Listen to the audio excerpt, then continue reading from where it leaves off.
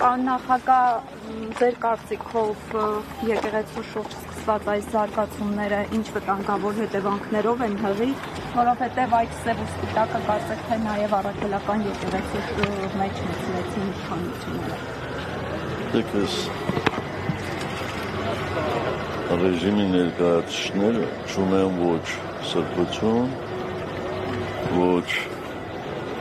բարոյականություն և ոչ էլ արժանապատվություն։ Եկեղեցու դեմ կարող է աշխարհ ձեռնարկել մարդ, ով ունի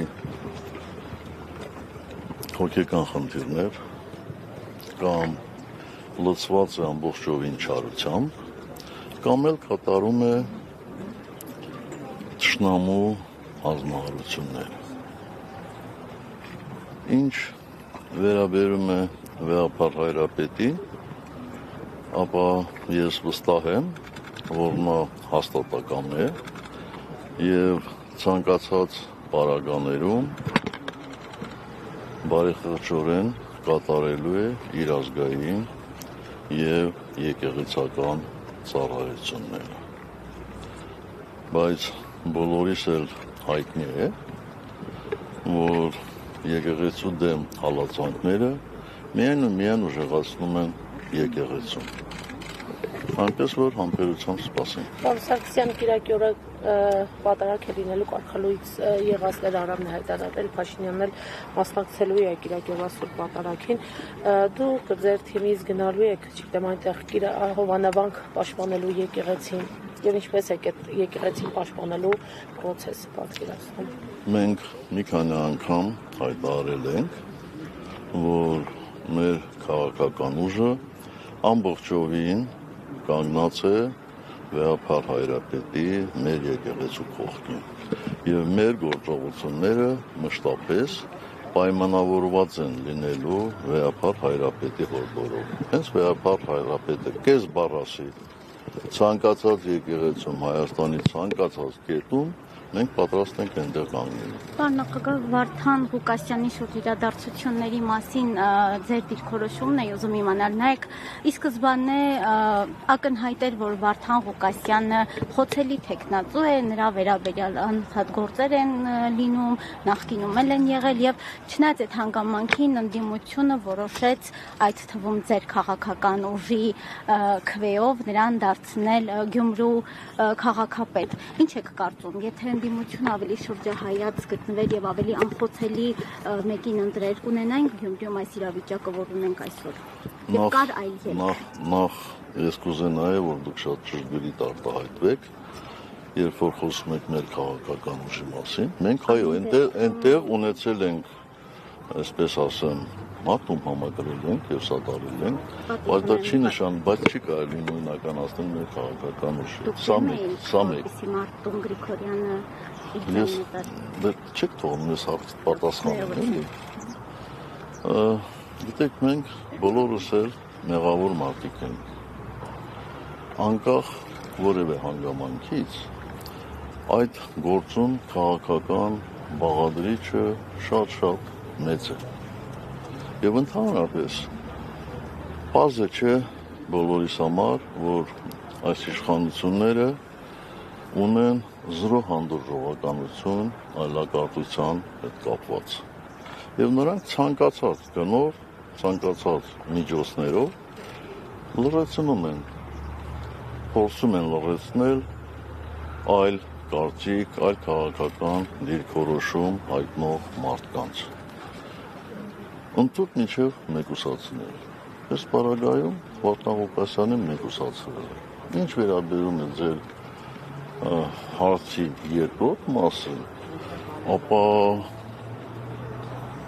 Վարդան Ղուկասյանը այնտեղ ընդդիմության շրջանակներում ամենաշատ քվե ստացած տեխնացու։ Մենք առաջերտին ոչ թե սատարել ենք Վարդան Ղուկասյանին, այլ մեր ժողովրդի այն հատվածին, որը քվեարկել է Վարդան Ղուկասյանի օգտին։ Բա ինչ անեին ձեր կարծիքով։ Ժողովուրդը կարող է սխալվել, բայց կարծում Հա, եմ, այդպես է, հիմա այդպես է կարծում, հա։ Ոչ, ժողովուրդը չի կարող։ Ժողովուրդը չի կարող։ Ժողովուրդը չի կարող սխալվել։ Ժողովուրդը կարող է ինչ-որ պահի մոլորվել, ինչ-որ պահի տրվել պոպուլիստների հորդորներին, խոստումներին, բայց չի կարող սխալվել։ Չեք զղջում, որ Կուզ կցանկանայիք, որ Վարդան Ղուկասյանի փոխարեն այլ ուժ այսօր Գյումրիում լիներ եւ այդ պարագայում կունենայիք այլ իրավիճակ։ Ես ընդհանրապես ցանկանում եմ, որ Հայաստանի ցանկացած համայնքում, ոչ միայն համայնքում, ցանկացած իշխանություն ունեցող մարդ լիներ ամենազնվագույնը։ Միշտ ցանկանայի, ամենահայրենասերը, ամենազնվագույնը, ամենալավը, ամենասիրելին, բայց ցավոք սրտի ընտրությունները միշտ չէ, որ բերում են այդպիսի հետևանքների։ Ալիևը հայտարարում է, որ հայկական բեռների վրայից, տարանցիկ բեռների վրայից հանում է սահմանափակումները եւ հայտարարում, որ սա խաղաղության երաշխիքներից մեկն է։ Երբ մենք ունենք օկուպացված Արցախ, տարհանված արցախահայեր եւ գերիներ ու պատանդներ, այդ խաղաղությունը ինչպես է հաստատվելու։ Ես դժվարանում եմ ասել, թե ինչպես է հաստատվելու։ Վտանգներով է հղի այդ ամենը։ Գիտեք, եթե խաղաղությունը մշտական լինի, ես խաղաղության մեջ ընդամենը լավն եմ տեսնում, իսկ վտանգներ խաղաղությունը լինի, թե գժտություն լինի, վտանգները բոլոր տեղերն էլ միշտ գոյություն ունեն եւ կախված նրանից, թե որոշում կայացնողը ով է, այդ վտանգները կամ իրականություն են դառնում, կամ շրջանցվում են այդ վտանգները։ Իսկ ձեր ասած հայտարարությունը ինձ համար մի քիչ անհասկանալի է, որովհետև չեմ կարծում, որ Հայաստան հացահատիկներ կրելու ամենահարմարավետ, ամենակարճ եւ ամենաէժան տարբերակն է։ Եթե այդպիսի բան կա, ես դեմ չեմ բացարձակապես, եթե հացահատիկի որակը լավն է, եթե հացահատիկը հացի գները էժանացնելու է, ես միայն ուրախ կլինեմ։ Անվտանգությունը ապահովելու է։ Անվտանգության հետ դա քիչ կապ ունի։ Ես չեմ կարծում, որ դա անվտանգության հետ կապ ունի։ Այսինքն, եթե չգիտեմ, գնացքով ալնելու, թե ինչպես ալնելու, Ադրբեջանի տարածքից այլ ճանապարհ չկա Հայաստան մտնելու, քան նորից հասնի Վրաստան, Վրաստանից նորից Հայաստան։ Ես կարծում եմ, որ մեր վրացի գործընկերներն էլ այդտեղ անելիք ունեն եւ իրենց անելիքը կանեն։ Լավ առումով նկատի ունեն։ Պարոն նախագահ, ինչպես եք վերաբերվում դուք ընդդիմադիր դաշտի խոշորացմանը, քանի որ ակնհայտ է, որ ազգային ժողովը 3-4 ուժից ավելի չի անցնելու եւ այսպես չեք կարծում, որ միավորմամբ է հնարավոր հաղթել Նիկոլ Փաշինյանի նրա իշխանությանը։ Ես չեմ կարող ասել այսօր, որ ազգային ժողովում դուք նկատի ունեք նոր ընտրվելիք ազգային ժողովում 3-4 ընդդիմադիր ուժեր կլինեն, կարծում եմ գոնե այսօրվա պայմաններում ես տեսնում եմ առնվազն մի 4 ընդդիմադիր հայացքներ ունեցող ուժեր, որոնք հնարավորություն ունեն լինել ազգային ժողովում։ Որոնք են այդ ուժերը։ Եկեք Պարոն Քոչարյանը շեշտել է, պարոն Սարգսյան, ցանկալի է, որ դուք էլ շեշտեք։ Դուք ոնց որ առաջի անգամ եք գալիս այստեղ հարցազրույց, ես խնդրել եմ, որ պարոն Քոչարյանը ինձ հարցեր չտաք։ Բայց մենք չենք կարող ձեզ հարցեր չտալ Հայաստանի երկրորդ նախագահի եւ մեկ այլ ընդդիմադիրի վերաբերյալ, որքան էլ դուք դա ուզում եք,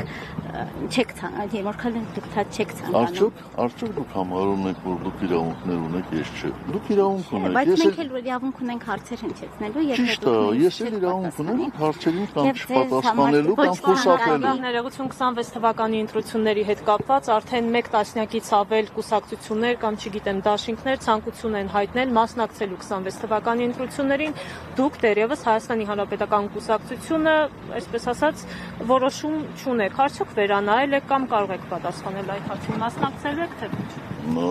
Ոչ, մենք մեր որոշումը չենք վերանայել։ Մենք այսօր նախապատվությունը տալիս ենք իմպիչմենտին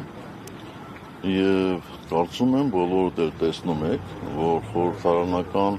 ընդդիմության իրական կոնսոլիդացիան շատ լավ հնարավորություններ է բացում իմպիչմենտի հետագա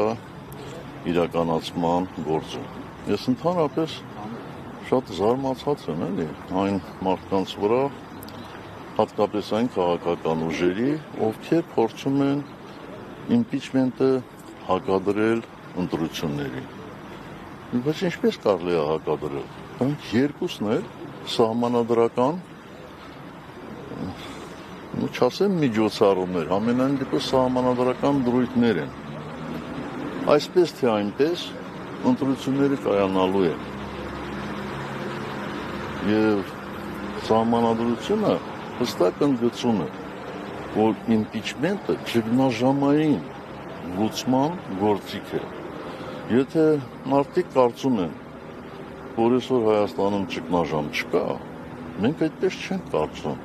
Եվ մենք համարում ենք, որ օր առաջ սրանց իշխանություններից հեռացնելը միայն ու միայն Հայաստանին օգուտ է։ Այնպես որ կգա ժամանակը, մենք մեր կարծիքը կհայտնենք։ Պարոն Սարգսյան, դուք Նիկոլ Փաշինյանին չեք ճանաչում, երբ որ ընդդիմադիր գործիչ էր, երբ իրեն 2018 թվականին իշխանություն տվեցիք։ Ես մի քանի անգամ ասել եմ, հիմա էլ կրկնում եմ։ Ես այդ մարդուն շատ մոտիկից երևի տեսել եմ մաքսիմում 3 անգամ։ Դա մի անգամ եղել է 93-ի վերջ, 94-ի սկիզբ, մի անգամ եղել է, եթե չեմ սխալվում, 98-ին,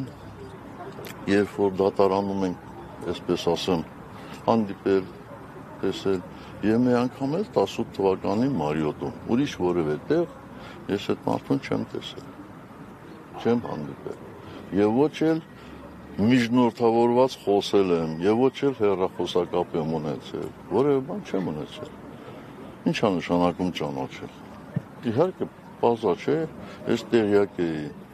այն բոլոր հեյուրանքներին, այն բոլոր ստախոսություններին, այն բոլոր շանտաժներին, որ տպագրվում էր նրա կողմից խմբագրվող թերթը։ Մինչ այդ էլ մեկ այլ թերթում, որտեղ ինքը չէր խմբագրում։ Այնպես որ Ասել եք, ես չեմ պարտվել սրանց, ես պարտվել եմ շատ ավելի ուժեղ մարդկանց, շատ ավելի մեծ ուժերի։ Դրանք ուժեր էին, որոնք ցանկանում էին Հայաստանում, թե աշխարհում տեղի ունեցող գործընթացներ կառավարել։ Ի վերջո, ովքեր էին այդ ուժերը, կբացատրեք։ Ես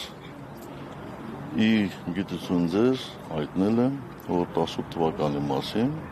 ես այլևս չեմ խոսելու։ Խոսելու եմ մի անգամ, մի քիչ էլ համբերությամբ լցվեք,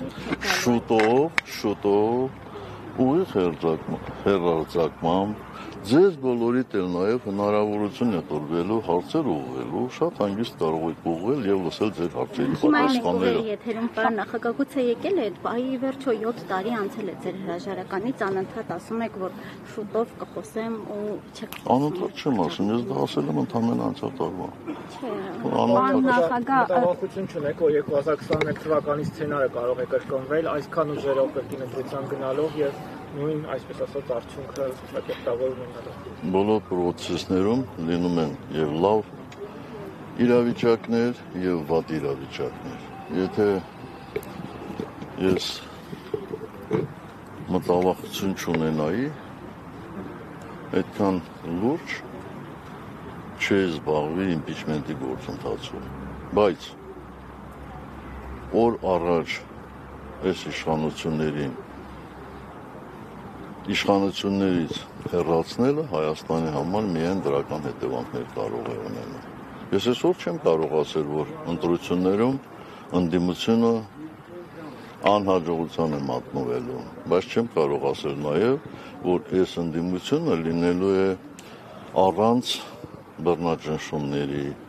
առանց քաղաքական հակառակորդների մեկուսացնելու, առանց մուրճի, կներեք բառիս համար, առանց սրան նրան շինելու։ Այնպես որ սա է իրավիճակը։ Պարոն նախագահ, բազմաթիվ իրավապաշտպաններ հայտարարում են, որ պետական մակարդակով իշխանությունները որևէ բան չեն անում մեր գերիներին եւ պատանդներին վերադարձնելու համար։ Եթե իշխանությունները որևէ քայլ չեն անում, դուք ինչպես եք պատկերացնում գերիների վերադարձը հայրենիք, ինչ ճանապարհով եւ լինելով Հայաստանում ամենամեծ քաղաքական ուժի ղեկավարը, որքանով են օգտագործվում ձեր կապեր այս խնդիրը բարձրաձայնելու եւ որևէ արդյունք։ Շնորհակալ եմ կոմպլիմենտի համար, բայց մենք Հայաստանում ամենամեծ քաղաքական ուժը չենք, որովհետեւ եթե սա չասեմ, ուրիշները կարող են վիրավորվել, այսպես մեզ մեղադրել մեծամտության մեջ։ Ամենաառաջին պայմանը այս իշխանությունների, նորից եմ ասում, իշխանությունների զրկելն է, որովհետեւ ինչքան էլ մենք կապեր ունենանք, ինչքան էլ մենք ունենանք քաղաքական կուսակցությունների, եվրոպական քաղաքական կուսակցությունների հետ հարաբերություններ, առանց իշխանությունների սատարման գրեթե անհնար են տեսնում այդ խնդրի լուծումը։ Կապրենք ու տեսնենք։ Բոլոր պարագաները մինչև այս շինծու դատավարությունը Բաքվում չավարտվի, չեմ կարծում, որ հնարավորություն կա, որպեսզի մեր գերիները ետ վերադառնան հայրենիք։ Պարոն նախագահ, եւ Արցախի վերաբերյալ դուք ասել եք, որ դուք պատրաստ չէիք Արցախի անվտանգությունը զոհել, կրկին պիտի ձեր հրաժարականի մասին խոսեմ, բայց ձեր թիմակիցները անմիջապես երբ Նիկոլ Փաշինյանը եկավ իշխանության, ասում էին, որ եկել է Արցախը հանձնելու։ Այդ հակասությունը չի առաջանում ձեր թիմակիցների։ Ես լավ չհասկացա, ես ասել եմ, ես պատրաստ եմ Ես պատրաստ չէի փորձությունների ենթարկել Արցախի անվտանգությունը, հավանաբար սխալարտադրվեցին ներողություն։ Ձեր թիմակիցներն էլ անմիջապես հենց դուք հրաժարական տվեցիք եւ Նիկոլ Փաշինյանը եկավ իշխանության, ասում էին եկել է Արցախը հանձնելու։ Փաստացի դուք անվտանգության կամ չզոհելու համար անվտանգությունը հրաժարական տվեցիք, թիմակիցները վստահ էին, որ Նիկոլ Փաշինյանը հանձնելու է Արցախը, ինչպես է ստացվում։ Դա իրար չհակասող դեպքեր են, որովհետև որևէ մեկը լինել իմ թիմակից կամ այլ քաղաքական ուժից երբեք չէր կարող պատկերացնել Արցախի այսպիսի հանձնումը Ադրբեջանին։ Վստահ եմ, իմ թիմակիցները Արցախը հանձնել նկատի են ունեցել բանակցություններում զիջումների գնալը, որը կարող է բերել Արցախի հայտնվել Ադրբեջանի կազմում։ Հասկանում եք։ Ես էլ, բայց ես էլ դա նկատի ունեի։ Հենց ես էլ դա նկատի ունեի, որովհետև իմ այլ գործողություններ կվնասեին բանակցային գործընթացը։ Միանշանակ։ Դուք գիտեք, sense ոտի վրա դժվար է բացատրել, բայց դուք վստահ եղեք, որ ցանկացած բանակցություններում միջնորդները անկախ նրանից, թե ինչ չափով են իրենց շահերը հաշվի առնում, միջնորդները միշտ ավելի գնում են այն ուղղությամբ, որտեղից հեշտ է չասեմ զիջումներ, համաձայնություն գործել։ Հասկանում եք, միշտ այդպես է, մեզնից յուրաքանչյուրը, այդ տեսեք, եթե ուզում ենք այստեղով անցնել գնալ, մենք ոնց կացնենք, պիտի շրջանցենք, չէ՞, կամ էլ այս երկու ստոյկաների արանքով անցնենք, որպեսզի քիչ դիմադրության հանդիպենք։ Միջնորդները միշտ էլ այդպես են, բանակցային process-ը այդպես է, եւ ով կամք ունի, ով կարողանում է փաստարկներ բերել, ով որ համոզված է, նա էլ բանակցություններում հաջողության է հասնում։ Եվ պարոն նախագահ, խոսելով արտաքին քաղաքականության մասին, օրինակ վերհիշելով ձեր նախագահության տարիները, բանակցությունների հետ կապված, արտաքին քաղաքականության հետ կապված տարբեր գերտերությունների ղեկավարների հետ դուք հավասարի նման խոսում էիք, բանակցում էիք։ Այս իշխանությունների օրոք կարծես թե Հայաստանը եւ Հայաստանի ղեկավարները այնպես են անում, որ մենք վերածվել ենք ծաղրի առարկայի, օրինակ Նիկոլ Փաշինյանի պահվածքը, սրտիկները, որ ուղարկում է, երբևէ մենք այսպիսի արտաքին քաղաքական, չգիտեմ, ինչպես ձևակերպեմ, վիճակում գտնվել ենք։ Նախ ուզում եմ, որպեսզի իմ անձը այդպես բան չանեք, չմեծարեք ու չափազանցացնեք, ես երբեք ինձ թույլ չեմ տվել համարելու հավասար գերտերությունների ղեկավարներին բայց երբեք թույլ չեմ տվել, որպեսզի մեզ համարին երկրորդական, երրորդական երկրներ։ Համեմատությունը, ինչ ասեմ, որ ավելի պատկերավոր լինի, էլի, մոտավորապես ոնց որ բոլորը համեմատեք Սարի հետ։ Պարզ է, չէ, որ այսօր Հայաստանը չի գտնվում բանակցային սեղանի շուրջ։ Չի գտնվում։ Ես չեմ ուզում բերել այնպիսի օրինակներ, որ հա բերում են, երբ որ գերտերություններից մեկի ղեկավարը անվանում է այն տղա, եւ այլն, էլի։ Բայց գիտեք, արտաքին քաղաքականությունը տղայություն չի։ Արտաքին քաղաքականությունը պահանջում է, որպեսզի մարդ հաստատակամ լինի, հավատա այն գործընթացին, որը ինքը վարում է եւ չփորձի քանդրբազություն անել։ Կներեք օտարբառի համար, բայց քանդրբազություն, այսինքն հալարի վրա այսպես խաղա, որտեղ ծանր է դեպի ծանրը գնա, չգիտեմ, մեծ հավասարակշռությամբ փայտիկը վերև բարձրացնի եւ այլն։ Դրա համար ենք մենք այս վիճակում։ Ինժալոց երբ որ խոսեցի գերտերությունների ղեկավարներին, ես ցանկանում եմ իմ անվերապահ համերաշխությունը հայտնել այդ երկրներից մեկի Ֆրանսիայի պաշտոնաթող նախագահ Նիկոլա Սարկոզի եւ վստահ եմ, որ Ֆրանսիայի բարեկամ ժողովուրդը միշտ հիշելու է նրա ծառայությունները իր հայրենիքին։ Ես ինչու եմ այդ մասին ասում, որովհետև Սարկոզին, նախագահ Սարկոզին մեծ վաստակ ունի հայ-ֆրանսիական հարաբերությունների համապնդման գործում եւ ես նրան երախտապարտ եմ նրա ջանքերի համար, որ ներդրել է որպես Մինսկի խմբի համանախագահ երկրներից մեկի ղեկավար, որպեսզի Լեռնային Ղարաբաղի Արցախի հարցը լուծվի մադրիդյան սկզբունքների, այնուհետև հիմնարար սկզբունքների շրջանակներում։ Ինքը մեծ գործ է արել այդ առումով, ցավոք սրտի Ոչնավոչ ես չհասցրեցինք իրականացնել այդ գործը։ Այնպես որ շնորհակալ եմ։ Պարոն նախագահ, մի հարցեր եթե կարելի է, Արցախի Այդ ձեզ գրում են այնտեղից, հետո եք հարցեր տալիս։ Չէ, ուղղակի ես եմ հարց տալիս, էլի բան չկա, այ լավ է։ Ալմաթայի հռչակագրին է Նիկոլ Փաշինյանը հղում տալիս այս Արցախի հետ կապված, եւ ստացվում է այնպես, որ Լևոն Տեր-Պետրոսյանի օրոք Ալմաթայի հռչակագիրը ստորագրվել է, Նիկոլ Փաշինյանը հողում է տալիս Ալմաթայի հռչակագրին եւ հայտարարում, որ Արցախը Ադրբեջանի մաս է կազմում, բայց միևնույն ժամանակ հայտարարում են, որ բանակցությունները Արցախի հարցում տապալել եք դուք եւ Ռոբերտ Քոչարյանը։ Ինչպես է ստացվում եւ ձեզ համար պարզ է թե ինչու է Լևոն Տեր-Պետրոսյանի անունը առհասարակ դուրս մնում այս գործընթացից, եթե նա է ստորագրել եւ կներեք, Նիկոլ Փաշինյանն էլ երբեք դուրս չի մնացել եւ տասնյակ անգամներ մեզ երեքիս են ամեղադրել Արցախը դե շատ է քիչ ոտնա։ Դե դες եմ ասում եմ դուք լսով եք։ Ես չեմ հաշվում թե չգիտեմ Դուք լսել եք քննադատություն, որ Լևոն Տեր-Պետրոսյանը եթե Ալմաթայի հռչակագիրը չստորագրեր, ապա մենք այսօր Արցախը չենք հանձնի, ես դրա մասին եմ խոսում, ես այսպիսի քննադատություն իշխանությունների կողմից չեմ լսել։ Ախր Ալմաթայի հռչակագիրը որևէ առնչություն չուներ, բացարձակապես որևէ առնչություն չուներ Լեռնային Ղարաբաղի խնդրի հետ։ Հիմա դրան են հողում կատարում։ Ախր դե ինքը կարա, հասկանում եք, կարող է ինքը Մազդոկի հանդիպմանը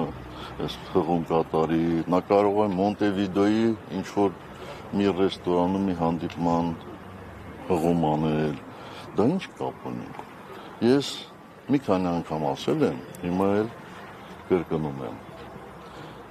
պետությունների տարածքային ամբողջականության սկզբունքը որևէ հակասություն չունի ազգերի ինքնորոշման սկզբունքի հետ։ Ով այդպիսի հակասություններ է տեսնում, ուրեմն նա ծանոթ չի ոչ ՄԱԿ-ի սկզբունքներին եւ ոչ էլ Հելսինկյան սկզբունքներին, որտեղ սևը սպիտակի վրա եւ այս սկզբունքը կա, եւ այս սկզբունքը կա։ Տարածքային ամբողջականության սկզբունքները վերաբերում են պետությունների, միջպետական հարաբերությունների, իսկ ինքնորոշման իրավունքը վերաբերում է կենտրոնի եւ ծայրամասի հարաբերություններին։ Ես մի քանի անգամ, երևի մեկ տասնյակ անգամ ասել եմ, որ մենք ճանաչում ենք Ադրբեջանի տարածքային ամբողջականությունը, բայց դա որևէ կապ չունի Լեռնային Ղարաբաղի ինքնորոշման խնդրի հետ։ Եվ որևէ մեկը, ես նկատի ունեմ մասնագետներից կամ համանախագահներից չի ասել, բայց դու ինչի ես այդպիսի հակասական բաներ բերում։ Իսկ եթե մեկի գլխում կա, որ այս հարաբերությունները, այս սկզբունքները իրար հակասում են, դա իր խնդիրն է։ Եվ ոչ թե այս հարաբերությունների խնդիրը, էլի։ Արջ տարածքալ է գտել։ ՄԱԿ-ի սկզբունքներում հակասություն է գտել։ Կամ Հելսինկյան սկզբունքներում հակասություն է գտել։ Դա ինչ ասենք։